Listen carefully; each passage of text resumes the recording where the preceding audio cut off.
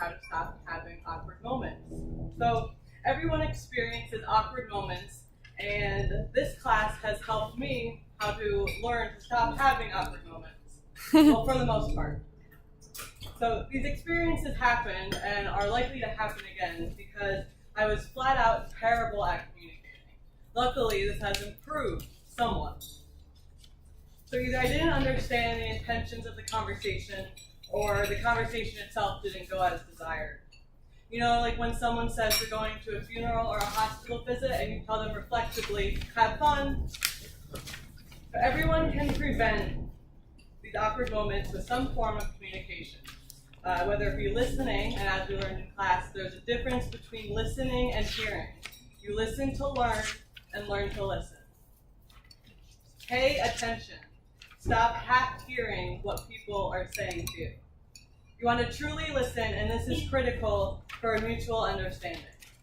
Well, easier said than done. If I would have avoided awkward moments had I listened to what the other person was saying. You know, for example, when your server says, enjoy your meal, and you say, thanks, you too.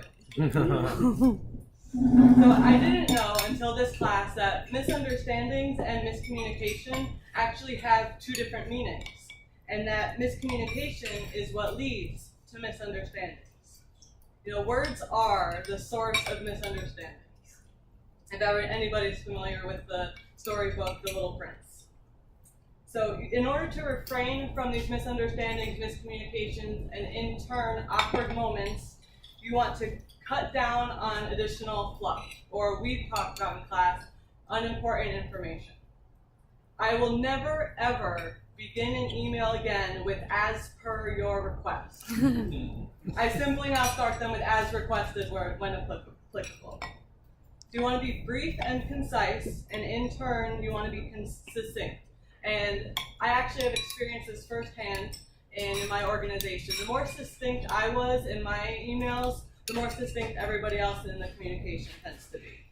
So this also reduces possibility for miscommunication and awkward moments. So really, long messages with unimportant information, or in other words, fluff, tend to lose their meaning. You only want the most important information in your emails, communication, whenever you're speaking or communicating with somebody. When you do this, especially in emails, you're respecting the other person's time. And that's very important because it also encourages reciprocity.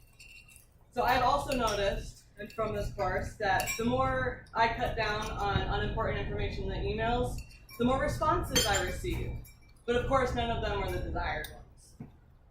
So over the course of the semester, I had to give a lunch and learn to 30 employees in my organization about saving expense receipts. So for me to find out the important information about this lunch and learn, what I did was I put together a flow chart. And this helped me to pull out the most important information. But of course, once I show all the employees this flow chart, engineers, mind you, they had no idea what was going on. They were confused and could not understand what I was trying to communicate to them. Once I got rid of the fluff, the unimportant information, and used a listed systematic procedure, it helped them to have a better understanding, engineers. So in turn, my topic here is to avoid awkward moments using communication. And communication is very important because you want to make sure that you're communicating the right thing to the right message to the right person. Again, you want to listen to what people are saying. I apologize. You want to hear what people are saying. And you also want to cut down on the most important information. And all this we've learned from class, and all this we can take away and apply to ourselves moving forward in our organization. A side note is something that I've learned also is that apologizing as soon as possible when something is misunderstood or unintended has helped me out of awkward moments. So what's really important here is to listen to what's being discussed instead of waiting for your turn to speak. And that will help you to understand and avoid your awkward moments. So I hope everybody enjoys the rest of their evening, and thank you.